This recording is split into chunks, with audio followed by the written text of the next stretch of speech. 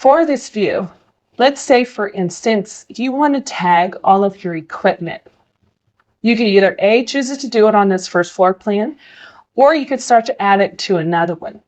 Because this is furniture, I'm going to tag my furniture. I'm going to actually create a furniture plan. So once again, I'm going to come up here to my first floor view in my project browser.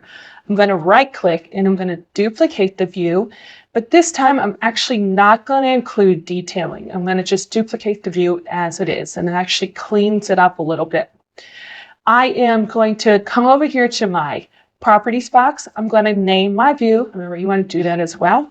So this is a first floor firm plan. And then I'm going to also go through and I'm going to turn off things that I don't feel are going to be helpful for what I'm trying to show in this view. And that is my grid line. So once again, I'm going to click on them, do a right click and say hide in view category. I'm going to turn off my elevation markers. I don't need those. And then, like I said, you want to get the circle, not the triangle. There's the difference. And if you're having trouble grabbing it, use your tab key. There we go. And I'm going to hide those. And I'm going to also turn off my room separation lines so that it's a little bit cleaner as well. So now I'm going to go back through and I'm going to tag all my furniture. We'll say, and you could tag, if it has a category to it, you can create a tag for it, just an FYI. I'm going to come up here to my annotate ribbon once again, and I'm going to tell it to tag by category.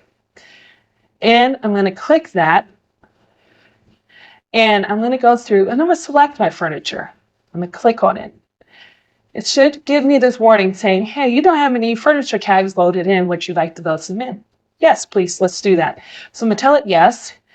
And I need to go to, remember, it keeps you in the last library or last part of the library that you were in. I'm going to go back up and I'm going to go to annotations.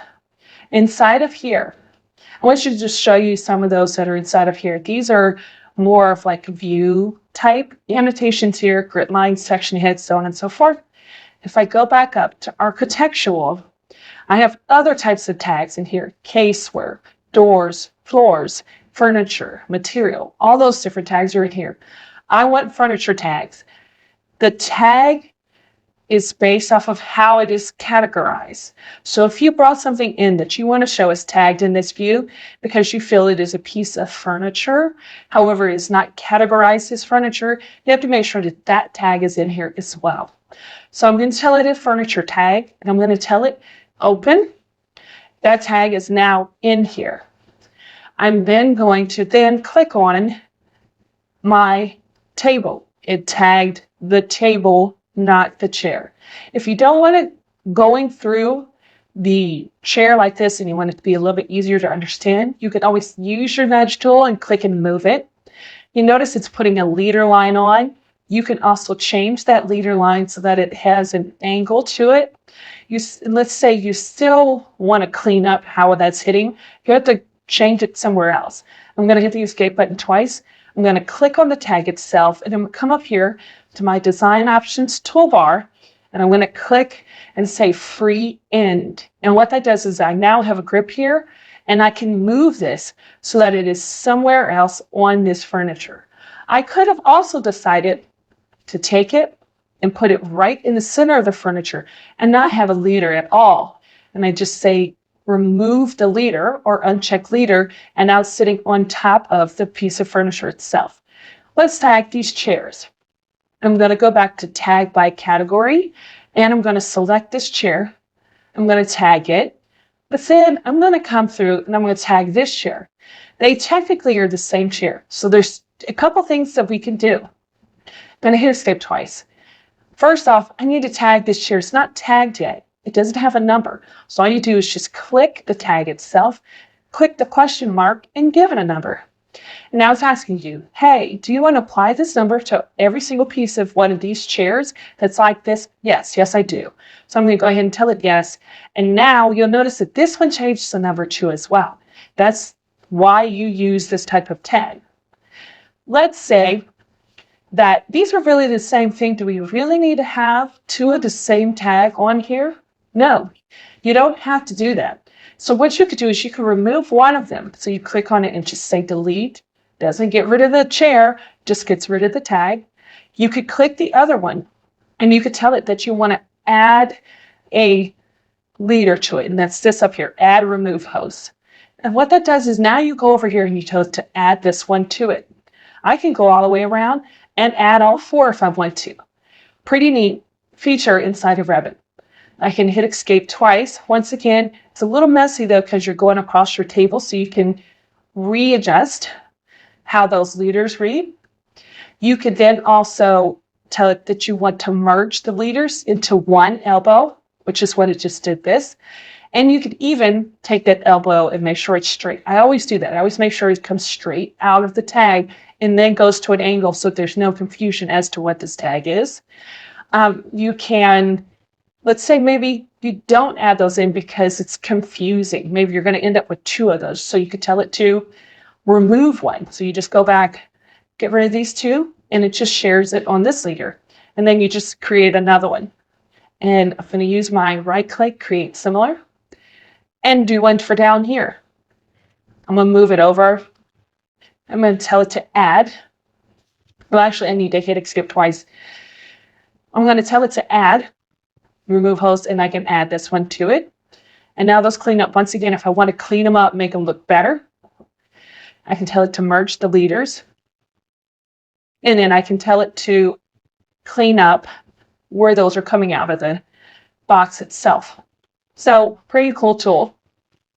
The other thing we could do, and I'm going to actually go back to my first floor plan for this one. So I already have that open. Let's say I wanted to do my doors. I meant to tag all of my doors, but I forgot to do it. Here's how you do that. You can say tag all. And it means tag all, not tagged. So I'm going to grab those items that are not tagged. You can then tell it, I need you to get all of my door tags. So I forgot to get those. Oh, and while you're at it, can you do my windows as well? So I'm going to click on my windows. I could. As you can see, there's a tag that's already loaded in for these. So I don't have to worry about going and finding that tag. Something is there.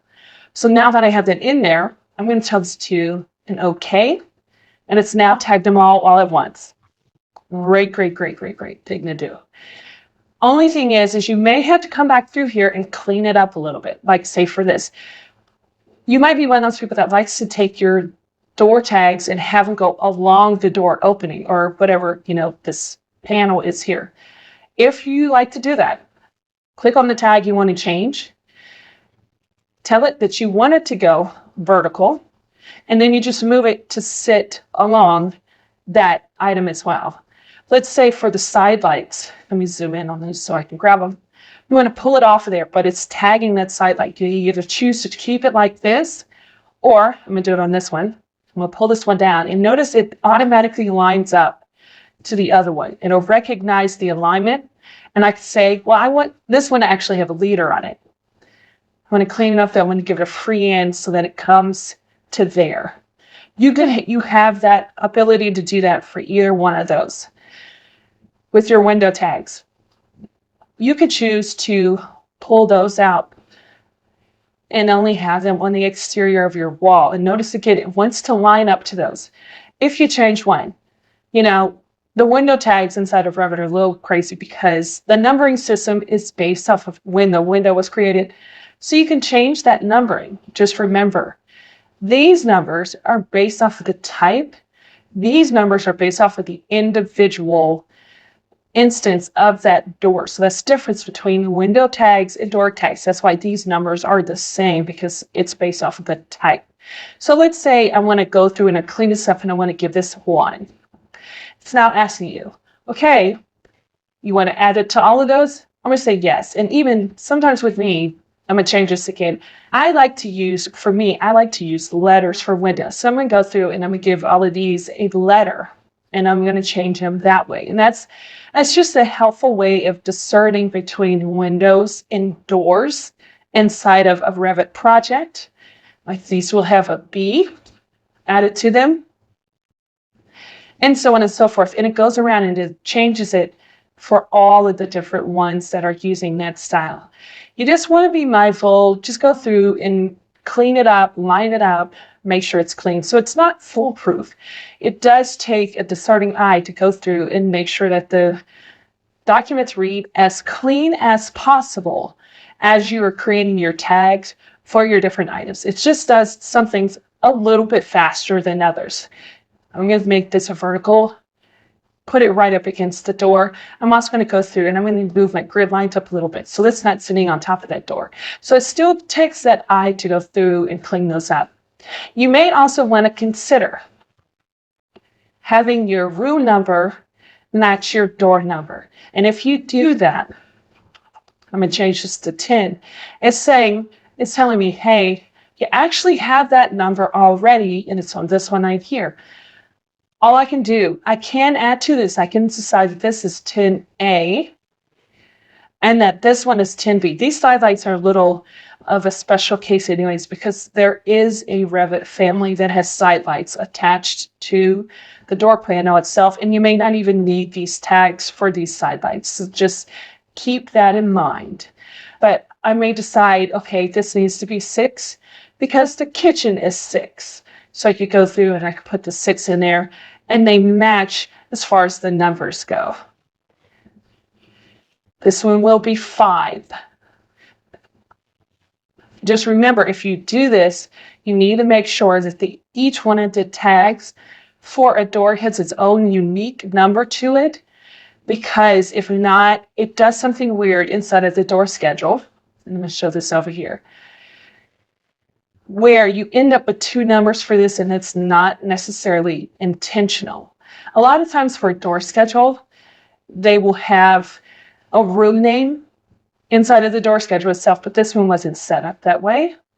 But you can add to it, and it's just really simple. You just come over here to your fields, come up here to 2 rooms where it says select available fields from. You could tell it, I want to do 2 room, and I want to add that onto it.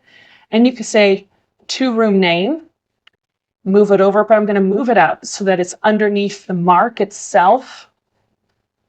I'm going to get rid of type mark because we don't necessarily need type mark inside of a door schedule. It's done just a little bit different.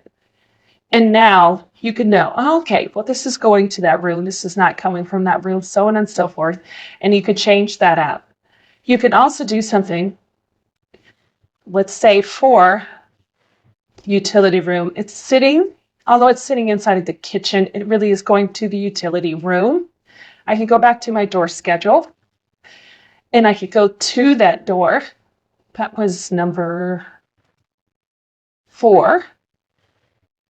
So I have to be careful because this one's numbered as well as number 4. Let me make this one a 3 so I know which one I'm working with.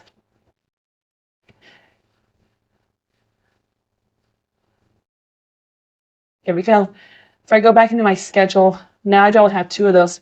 I can then tell us that, okay, my number 4 is actually going to the utility room. I can click and switch that and change what the name says inside of the schedule.